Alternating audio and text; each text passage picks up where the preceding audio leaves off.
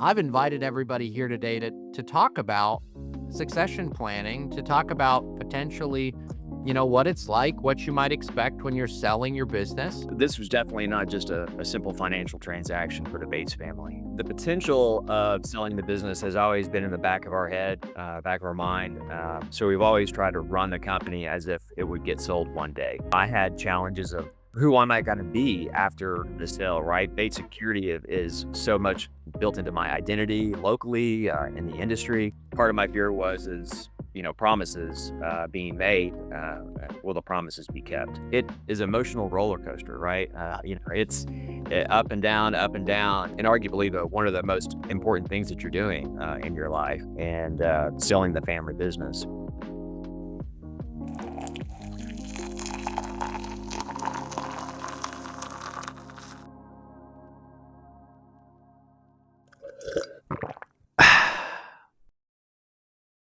Good morning and welcome to Coffee Break with Jake. I am so glad that you're all here. For those of you that may be new to the call, we host this call every Friday, or just about every Friday at 11 a.m. The purpose of the call is to bring together security industry professionals from all over the country, and in some cases, all over the world, to join us to share best practices, challenges, experiences, because what I've found is I've learned the most important things I know from other people. And so, admittedly, selfishly, I host this call to learn from you. I'm very excited to be joined here today by my friend Jeremy Bates. And Jeremy, I'm not going to give you the normal intro because I think most of the folks on the call know who you are. But what I'd love for you to do is if you'd give an intro and tell maybe some folks on the call that don't know who you are, and how you got started in the industry.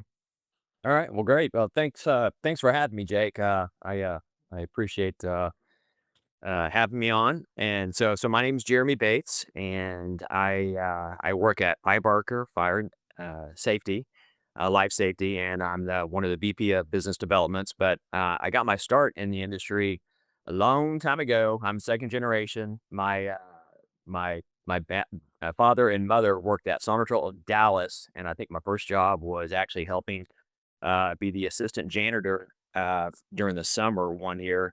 Then we moved up to Lexington in 1984. They bought the franchise here, and again, I still started. My career was cleaning the restrooms on the weekend, cleaning that office on the weekend, and I pretty much have done every single job, including central station monitoring. We had a central station back in the day, so I grew the business, and then we built it up to what I feel like is a very solid, great business with great culture, great team. We had about 115 employees, and I think the highest ranking we ever got on the SDM 100 was SDM number 32. And so back in 24 last year, in May, we decided to join the Pye Barker family. And so that's a little bit of history about me, Jake. Awesome. Well, thank you so much for sharing that, Jeremy. I also clean the bathrooms at the family alarm company, and I don't know if you had this experience, but I licked lots and lots of envelopes.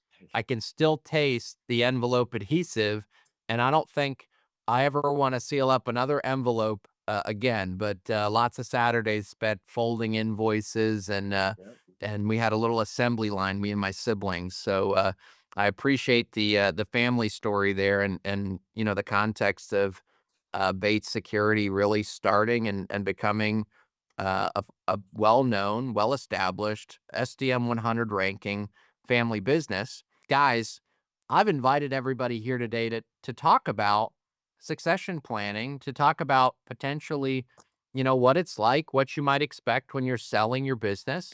And I couldn't think of anybody better to have join us than Jeremy Bates, who's really lived it, right? He's lived the being second generation in the business. He's lived, growing that business into, number 32 on the SDM 100.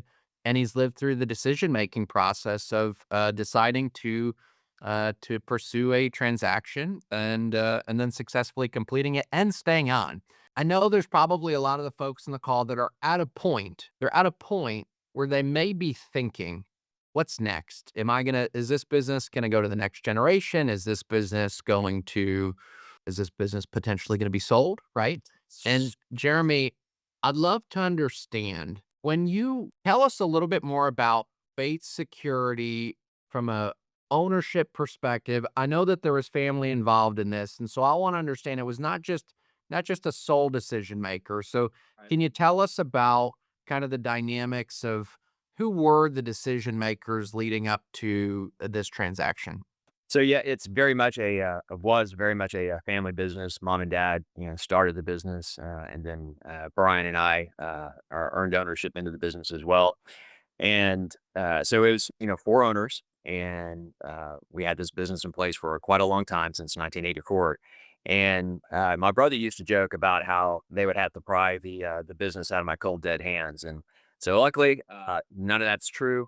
But it was four people that are involved in the decisions, and then mom and dad had more or less had turned the company over to my brother and I. I was president, my brother was the VP of sales, vice president of the company. And over time, we earned his trust, and he basically let us run the company as we chose best to run the company. The only thing he required, he kept veto power on any acquisitions that I dreamt up. So he did do that. When it came up to it, we started having very serious discussions about selling the company, he said, he goes, "I'm gonna leave it up to you and your brother, and whatever you guys decide to do, I'll support you." So that's kind of what the decision making. So when did you'd been in business. What year was the business started? 1984. Yep. Okay, so business started in 1984. At what point in the process, or what point in during that time did you first start seriously thinking about the potential of selling the business? The potential of selling the business has always been in the back of our head, back of our mind. So we've always tried to run the company as if it would get sold one day, and that would benefit us if we did sell, or if we just kept on it being part of the family. But we sold in 24. The first time we ever had a serious discussion about selling it was in about 2 years prior to that. So we it was a back of our mind for about 2 years, and then in 24 we decided to sell. And so, as you're trying to make a decision on this, you'd said that 2 years prior, you'd had kind of serious conversations about it, and ultimately, didn't end up doing a deal until 2 years later. What were some of the things that you were considering when it comes to finding the right buyer? What were your criteria? What was it that, obviously, aside from, the appropriate amount of money, right? We all wanna make sure that that's there, but what were some of the things that you were looking for in a buyer? Well, this was definitely not just a simple financial transaction for the Bates family, and, while that's important, it's actually, if anybody knows me, and has spent time with me and benchmarking and sharing best practices and socially, what have you, they all know that I loved to see Bates Security succeed. I love to see my people succeed.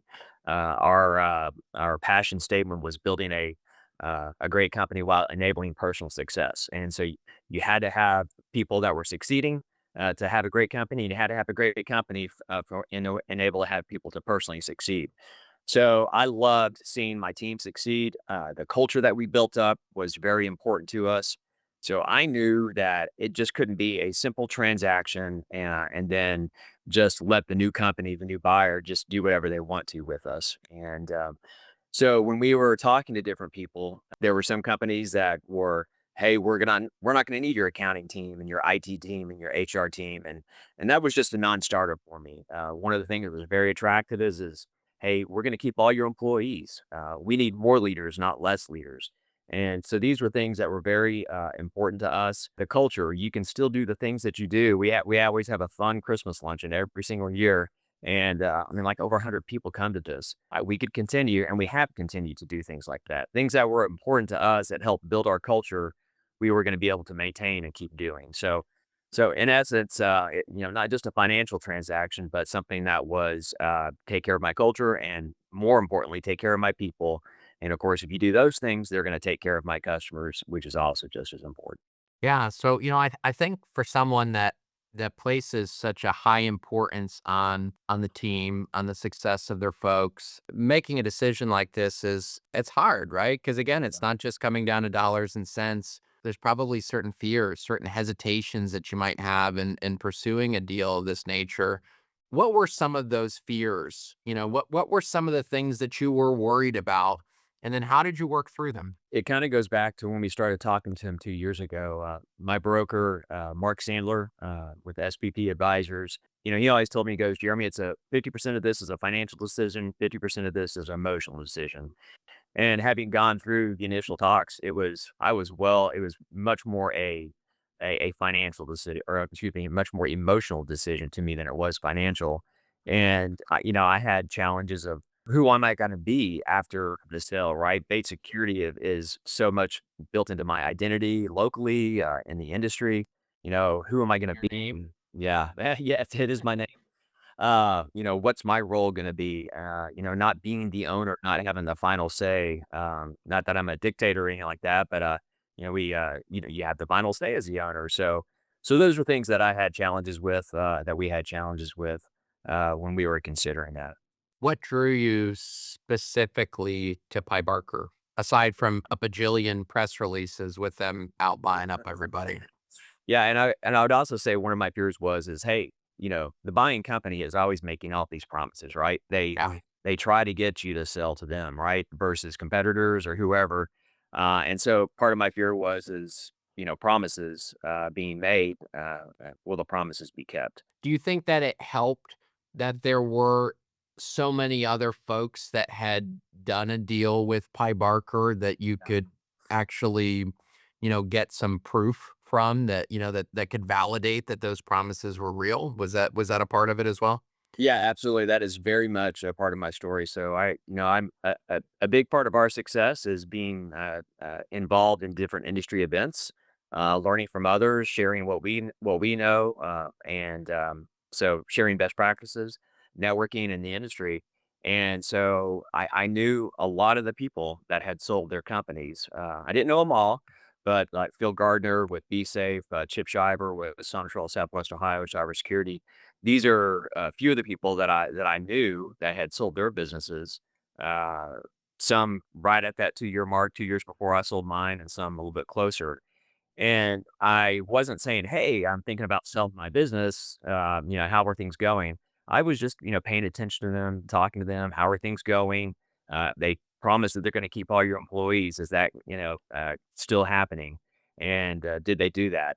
And so basically, as a part of my process to make me feel more comfortable was continued conversations with these people. They were still in the industry, which was important to me. They were still active and still running their business, so, they a lot of promises were made to them, and all those promises were kept, so that was very attractive to me. Aside from kinda just the reputation that they had, was there anything else, as you were looking at potential suitors, was there anything else that really made Pye Barker stand out to you?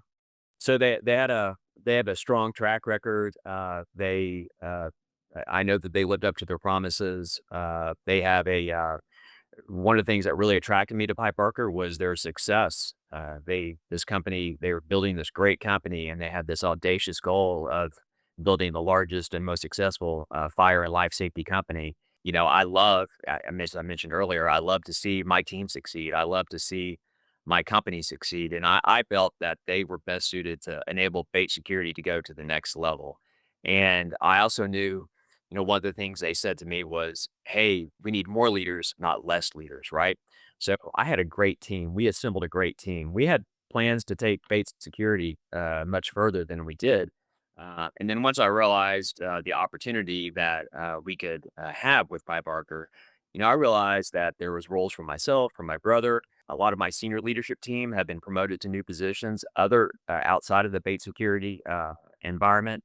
I've had other people in my team promoted to other positions outside of Bait Security. And so it's so neat to see them achieving in less than a year and a half with the bigger company.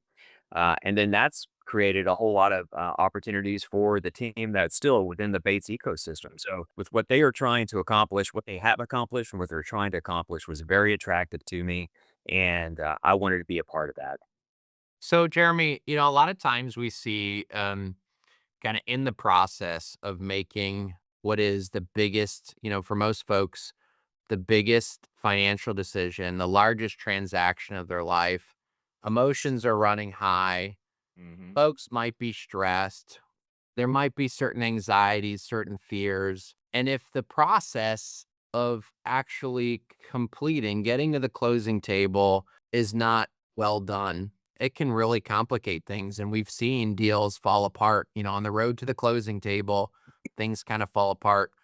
Can you talk to us about, the process? Like, did you feel like throughout the process, from the point that you had initial discussions to the point that you signed an LOI, through due diligence and finally to the closing table.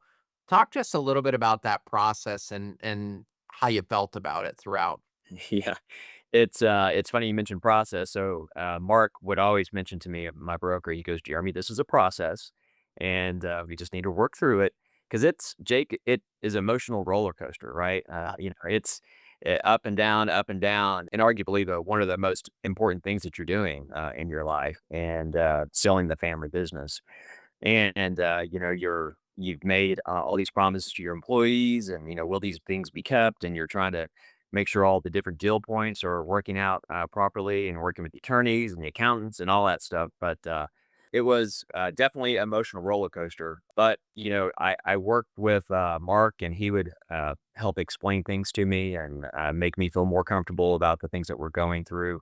Also, with Pye Barker, we talk about having a white gloved, service, a white glove approach where when you're going through the due diligence process, there's a strong team of well over 100 some odd people that are involved in, working through with the due diligence process. And, we signed our LOI, early February or mid-February, and we, transacted, we closed on the business, May 21st. So typically they try to get it done in 90 days. And, we had 2 separate companies that are Sonatrach Lexington business and the Bait Security business. Not everybody knows that, but it was arguably a little more complex. There were some complexities in it, 2 different states, 5 offices, and so it was a big lift, but, it just shows you, their, aptitude to be able to get these things accomplished.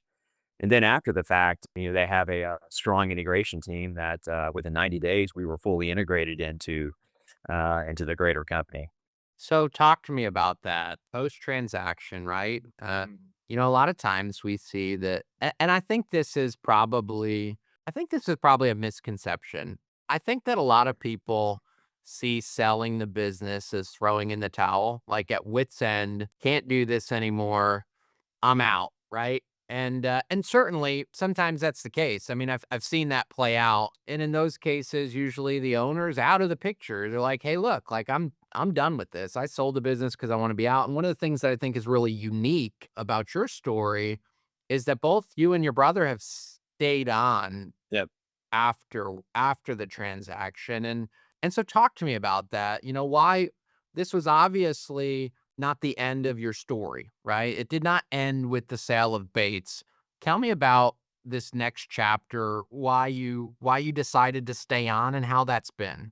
I talked to you about bait security is a big part of my identity, right? And, especially in the industry. And I if I had sold the company and, I'm just too young to retire, right? I didn't want to sell the company and do nothing. So when I realized the value proposition that Pye Barker, offered, I felt like I could have my cake and eat it too. And essentially I have.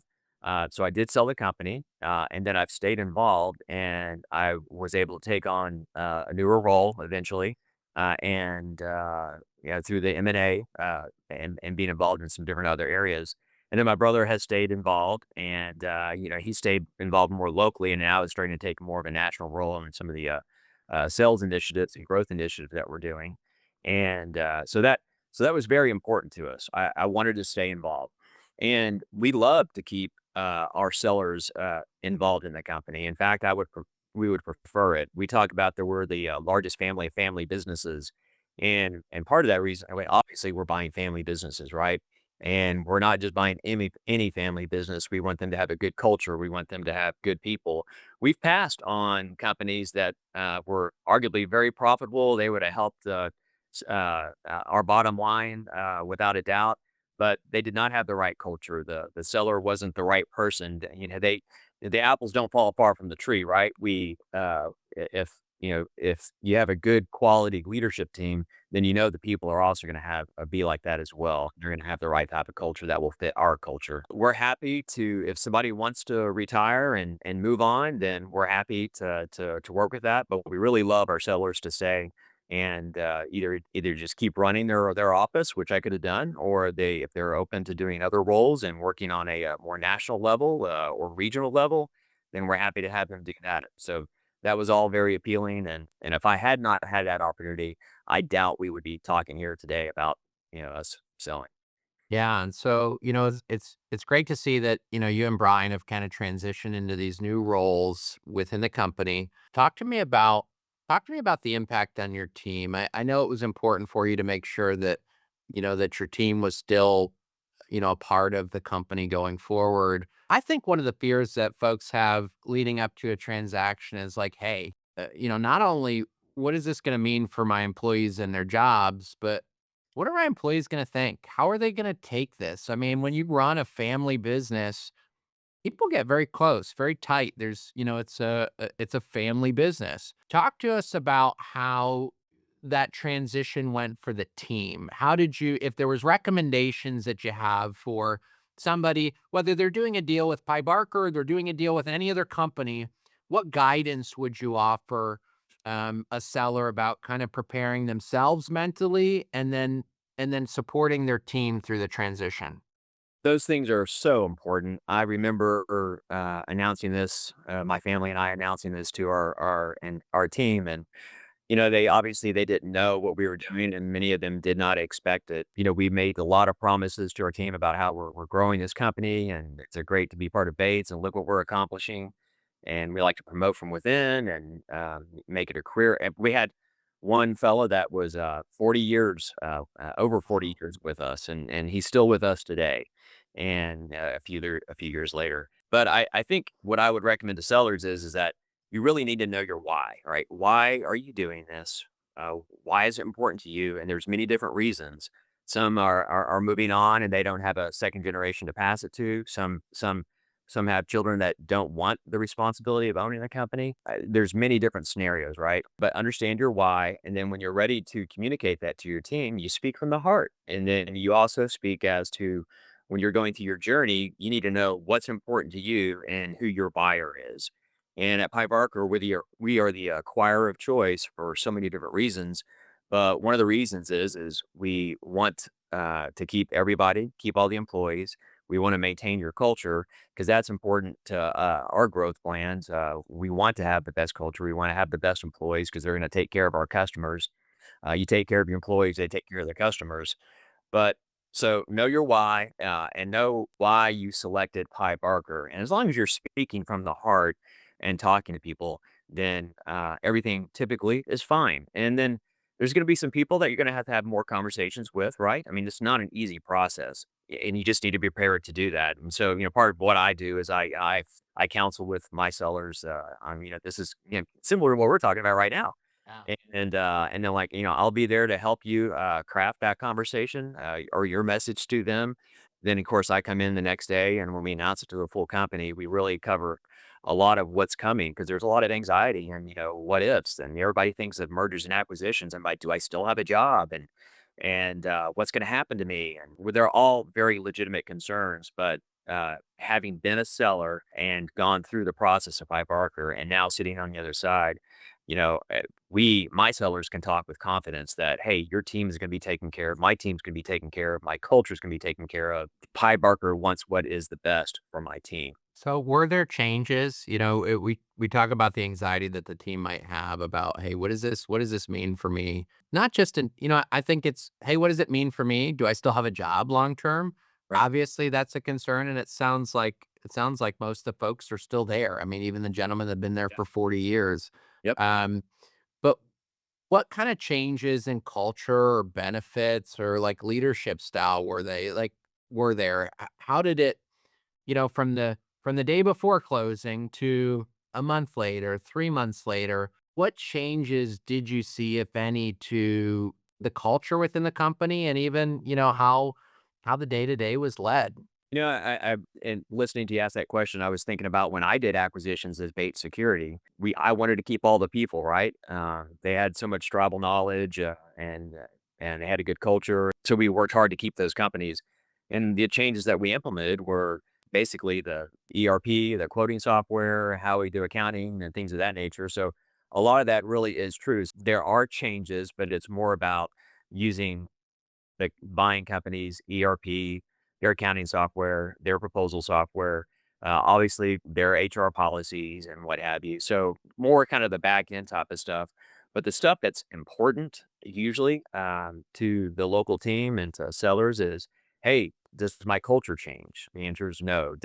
Do I have to change what I'm using to propose as far as like the types of equipment that I like to use? My As team. long as it's blessed and branded, you can install whatever you want, right? Yes, that's right. You and I are both big on branding.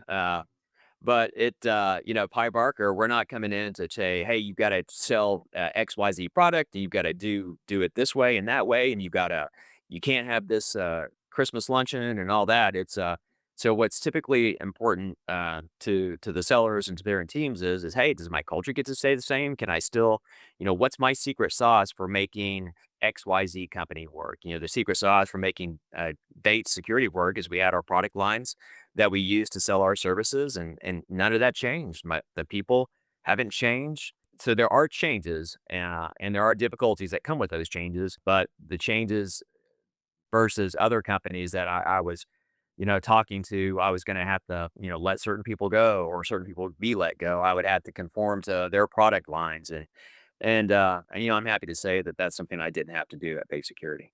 What about decision making? I think sometimes folks think, "Hey, look, if we become a part of a much larger company, now all of a sudden I'm going to have to answer to somebody at Sure. corporate." Our decisions still, obviously, with oversight from corporate, but the boots on the ground, your sales folks, your technicians, are Mhm. they still reporting up to a local manager there, or how did that change? Yeah, absolutely. At all 5 branches, we have our branch manager, and some of the branches, like the Lexington branch, is much larger than the others. All of that management structure is still there. Pye Barker didn't come in and say, "Hey, you got to conform to how we do these things." Cindy Ponder was my VP of operations. She took over the bait security operation after I moved out of my role. She is still there. So the decisions. Let me back up. What we want our acquisitions to do is to focus on selling, installing, and servicing, and taking care of the customer and taking care of their team members. And so those are day-to-day decisions that are made at the local level, and they have plenty of support. We have so much more support on HR, on hiring, on IT, things that I could never deliver as bait security. And we were a good sized company, right? So, but that's all as support, more advisors and helping run the day-to-day operations of the business. There are budgets and there are expectations that the local leadership has to work towards. But if everybody's doing their job and selling, installing, servicing, taking care of the customers, it's really no different than the way it was before. You went through all this, and it sounds like you put a lot of thought into picking the right buyer. You put a lot of thought into what you wanted to see post transaction. You planned for as much as you could.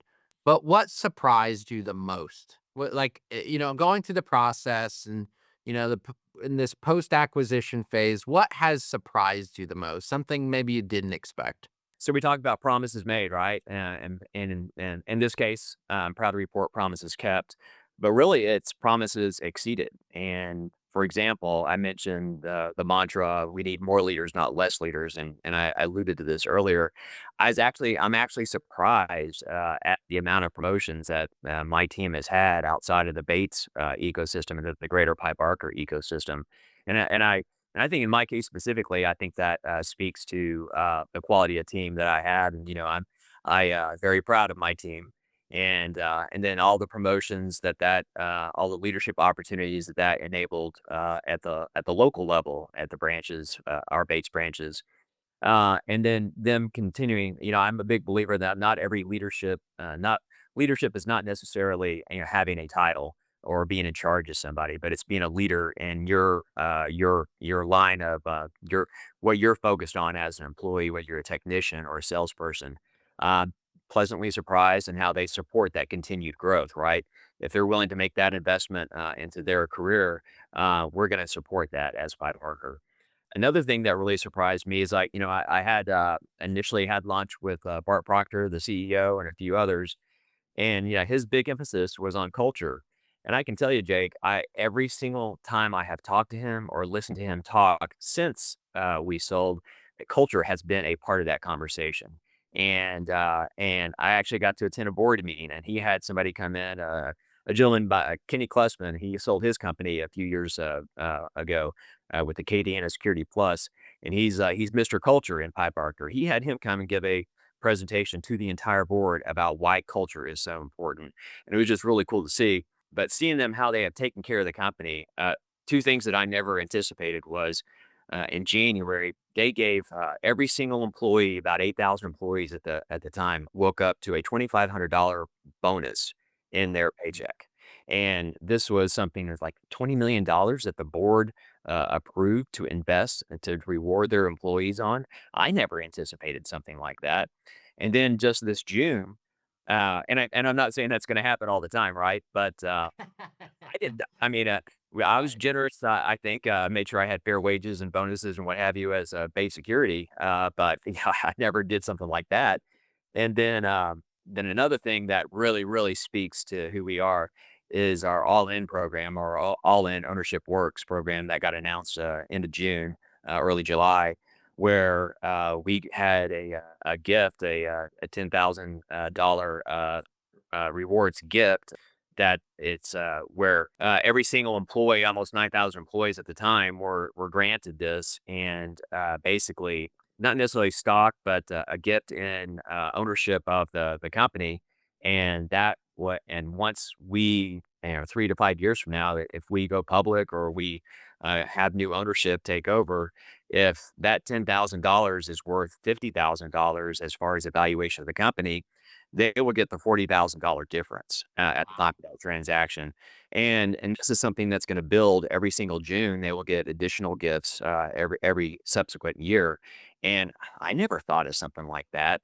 I mean, so we are truly, truly investing in our people, and we want them to think like owners. What's the most efficient way to operate? What's the best way to take care of a customer? What's the best way to grow the company? What can I do to be a better team member, to think like an owner? And so these are incentives that I'd never even thought about doing, but we are all in and making sure that every single employee in the company, whether it's 9,000 today or how many down the road, are going to be incented and rewarded for their awesome work. Well, I just wanna say I've thought about giving $20 million out in bonuses. I just couldn't find the 20 million to do it with, so Neither I could think I. that's Not back you in the know, day. that's so cool. I think that's amazing. I mean, I just can't imagine thinking about that $2,500 to 8,000 employees. Man, Yeah. what an incredible investment in your team and your culture. Absolutely incredible. So, guys, I had some questions that I'm gonna ask Jeremy and kind of like a guided Q&A here. But if you have questions that you want to throw into the chat, go ahead and throw them into the chat here, and we'll get to those as well. But Jeremy, knowing what you know now, would you do it all over again? Yeah, I would. I'd obviously be a much more informed. I spent a lot of time, knowing a lot of people in the industry and having a lot of good advisors. And so, I went in this pretty eyes wide open, and I felt like I was able to make a very, very good decision. And we didn't have to sell Jake. This is not something that we had to do. There wasn't a health issue or a debt issue or anything like that. It's just something that, we one day realized through some conversations with different people in the industry, and ultimately with Pye Barker, that hey, this is a great opportunity for us, and we wanted to take advantage of it. What advice would you give to owners that are kind of just starting to think about the potential of selling? First of all, I would say that anybody I talk to, and I mentioned this earlier, is that I think you should always be running your company and doing best practices as if you're going to sell it, right? Not saying you have to sell your company or that you will sell your company because in our case, we never intended to sell, but we made sure we have the right agreements. We make sure that we priced our systems correctly to be profitable. We make sure that we were very forward thinking and having the best culture to attract the best people. We made sure that we were doing things to build the best business. And, Brian and I, we never wanted to be, 20 years from now, being one of the companies that you from time to time you come across where as we got less interested in business, we didn't really have the leadership in place to keep driving the company like Brian and I did for our parents. Right? We wanted to always be growing. So you need to be, thinking like that. You need to be thinking, what do I need to do to make sure my company is the best company it can be, whether I sell it or I retire and have some young guns running it for me, driving it just like I am. I think in having that mentality is very important. And then also, if you talk to different brokers and advisors, financial advisors out there, a lot of times companies are not really prepared with their financial records when selling, and so they wake up one day and it could be a health issue that is forcing them to sell, or they're tired and they're ready to sell, but really they haven't really put in the due diligence to really make sure that their records are the way they need to be financially. And if you do that, if you're making sure that you have the right financial records, you're budgeting or doing the different things, that's going to make you more profitable down the road, like job costing and making sure you're selling at the right margins, you're getting the right prices for your services in your market. So doing those things, whether you are selling or not, was going to make you a more profitable company and allow you to have the best people, the best tools, and then if you do one day sell, then hey, you're ready. And like in our case, we weren't looking to sell, and then when we finally, decided that hey, this is what we're gonna do, I didn't have to worry about all that stuff, and I had it in place. I had the team in place to make us an attractive a company to buy. I always tell our dealer partners, this the same thing to run the business like you're preparing to sell it because you never know. I mean, even if you're not planning to do it, things change. You might be in a position where it makes sense to do it. Unfortunately, sometimes we see health issues pop up, and at a time when you might be focused on something so much more important than business, when you go to pursue a transaction and you have to then focus on the business, it kind of robs you of your ability to focus on what you need to be focusing on. And so that preparation in advance is so important. I would tell all the folks in the call that if you have an accountant that wants to absolutely make sure that you pay the least amount in taxes, ask yourself um, if that strategy is a good long-term strategy as well, because we see some funny things pop up sometimes in some of these deals. Money that might be running through the business, that might be more personal. All of these things, whether you're pursuing an acquisition, for somebody to acquire your company or just a banking relationship, Mhm. I would ask if you don't feel prepared to go to the bank and borrow money with your financials, you're not in a good position to provide those same financials to a prospective buyer. So I really want to emphasize the importance of that, guys. If you have questions about that, if you feel like your books and stuff could use some help, you'd like to get some help with it, feel free to send me a note. We work with some folks too that'll help you with that. For those in active conversations with buyers, Uh, right? They've just started talking to them. What advice would you give them? What questions should they ask? What strategies should they consider? What's going to help them absolutely feel confident that they're going into the best deal that they could get? Right. So I think it starts with the buyer, or excuse me, the seller listing out what's important to them, right? Is it just the dollars, or is it their team? Is it their legacy? Listing out, just taking some time to really think through, what's important to me as I sell what's important to me as I sell my business and in the buyer that acquires my business. And then based on that, that's going to help inform you on the questions that you need to ask. And so, like in my case, I knew things about my concerns about my team, about their opportunities, about my culture were very important. And so I asked questions about that.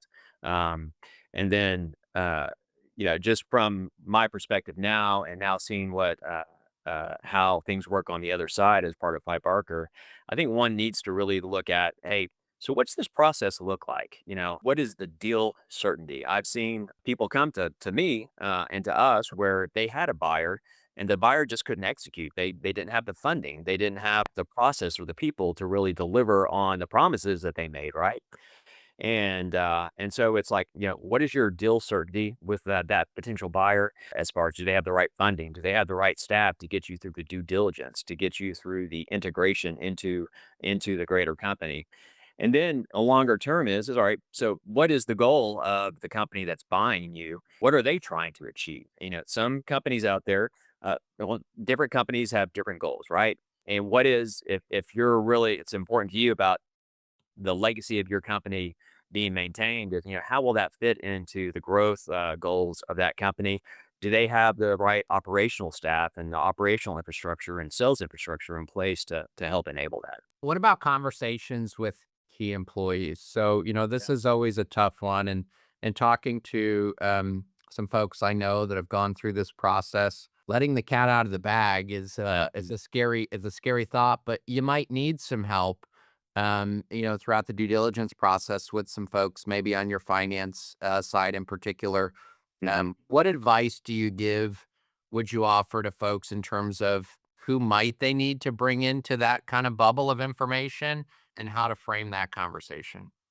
Yeah, so this is Jake. This is not a perfect science. There's no perfect way to do that. I have seen the extreme of where a seller in a very sizable company basically did everything on his own. And when I sold my company, I quickly, we did some back of the napkin numbers. My brother and I and my family, our accountant, and then once we realized, hey, this was possible, I pulled in my CFO, and she knew within a few weeks, and there's no way I could not have we could have gotten through this without her. Kira Mingy, she is awesome.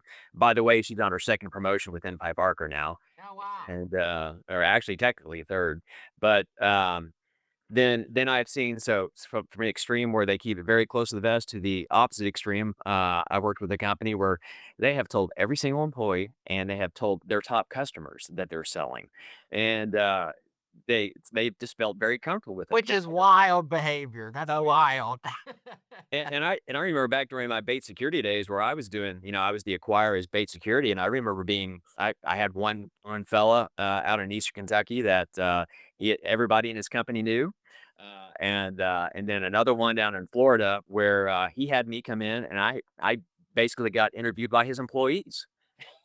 The luckily, and we acquired both of those companies as Bates, but So you passed the interview process. yeah, I did, or we did. So really, I think it really is up to you as a seller. What is your comfort level? What is your trust level? But I think it's important to have a few people to help you through the process because look, Jake, it doesn't matter the size of your company. It is a distracting process. It is an exhausting process. Deal fatigue can be a real thing. And you've got the emotional roller coaster. You need somebody to talk to, but everybody's made different. Everybody runs their company different. So it really comes, how, what's important to you. And if you can bring in a close advisor that works within the company, then, then fine. Right. What works for you? Or if you wanna late night text me, I had a friend of mine was texting me at night telling me about the ups and downs of his process with doing a deal, and, it was so interesting to kinda get an inside look on the emotional to your point, that emotional roller coaster of kinda going through it, Oh yeah. right? Like, what are these worries? What are these fears? We're excited. Now we're scared. Now we're excited again. So, it's just great to see that kind of post transaction, the excited seems to have kind of won out. And I think that's great. And so Yeah. talk to me specifically about, we're talking about your story and Uh-huh. how you decided to, sell the business to Pye Barker. But when Pye Barker is looking for businesses, what are the can you give us a profile? What is a business that might be a potential acquisition target for Pye Barker? What does it look like? As we go about and work with different companies, opportunities, Pye Barker, what works for us is we do prefer companies that are more focused on commercial versus residential. That's kind of our business model. And then obviously we love fire. We love there's the extinguisher side of our business and the sprinkler side of our business, and with adding security, we're building. We've got a pretty audacious goal that we're accomplishing by you know, uh, 3 different industries that we're building together at all of our different branches. If it's a company that's gonna be a standalone branch, it's gotta be of a certain size, obviously. But, today we have over 256 branches, and we're in 46 states. So there's a lot more focus now on finding operations that we can actually tuck into existing operations to help build out our offerings in markets. And so that's really created a lot of opportunities for different buyers out there to partner with Pye Barker. And I would say another thing that's really important is your recurring revenue and or your reoccurring revenue. We always, when I was growing up with the business and until the last several years, it was all about RMR, RMR, RMR, right? And so we built a lot of our company based on recurring revenue, or our RMR. But we were also very good about making sure we're billing the proper service revenue, and these companies that are giving away free service calls are doing themselves a disservice. And then also test and inspects with fire inspections, any type of inspection. So we really love to see in companies that we partner with where they have 50% of the revenue is typically recurring revenue or reoccurring revenue, like I described. And then and the problem if you're just an install only type company and the majority of your revenues are based on install, well, the challenge is that, if the economy goes down, your install revenues are going to go down, right? But with your RMR and your reoccurring services, and if you're doing more, a lot of your work is for your existing customers, retrofit type work or upgrades and add-ons, then you're a much your business model is a whole lot stronger, and we find that pretty attractive. Yeah, no, that makes a lot of sense. I feel like so many of our partners, they have a blend of RMR, and then they have a blend of, there's some project work that they do. And it seems like the most successful of our partners, they put a real emphasis and a focus on that recurring monthly revenue and that reoccurring revenue. Yep. I if I could offer advice to some of the folks that are on here, whether you're selling your business or not, it's so important to focus on that RMR, that contracted RMR, that reoccurring revenue, because as an example, right now we see systems integrators who some of their pipelines, some of their businesses slowed down a bit. Maybe they're doing government projects right now, and we're kind of facing a little bit of a shutdown there, right? But the businesses that can really thrive throughout these ups and downs are the businesses that are really heavily focused on recurring monthly revenue and reoccurring revenue. So that's just good practice, whether you're preparing the company for sale or not. I think that's just preparing the company for success. Jeremy, if you had to tell folks one piece of advice, one thing, what would you tell them as they're trying to decide what's next for my company? What's the one piece of advice that you think they absolutely need to take away from this call? The one piece of advice I think would be you have your network of people, and that could be very small, but your advisors that you're talking to, that you're relying on, like I did. And you don't necessarily have to say, "Hey, I'm thinking about selling my company," but what can you do to best prepare yourself to be a company that is either profitable in the long term, profitable and or be an attractive company for somebody like us or others that would want to buy you. But having a group of advisors is very, very important. And one of the keys to our success, one of the keys to our success at Bait Security is the networking that we did, participating in the industry, being involved in organizations like ESA, the Electronic Security Association, or back in early 2000s, we joined the First Alert Network with Residio, which now is Residio. And I just can't tell you, there's so many people that I met and learned from, the best practices that I developed. And I'm a big believer in giver's gain, right? So I talked about the stuff that I did or that we did, and not just me, but my team.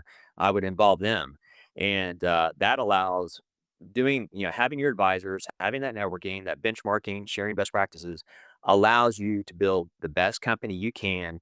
And it doesn't have to be all about you, Mr. Bates or Mr. Ball, to be the guy that makes it happen or the gal that makes it happen. You got a team to build the best company. So That's great. So, all right, just to recap, you've sold your company. Thumbs up or thumbs down? thumbs up, two thumbs up.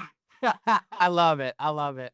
Jeremy, thank you so much for joining us. To all of you that joined the call today to hear a little bit about Jeremy's story, thank you for joining.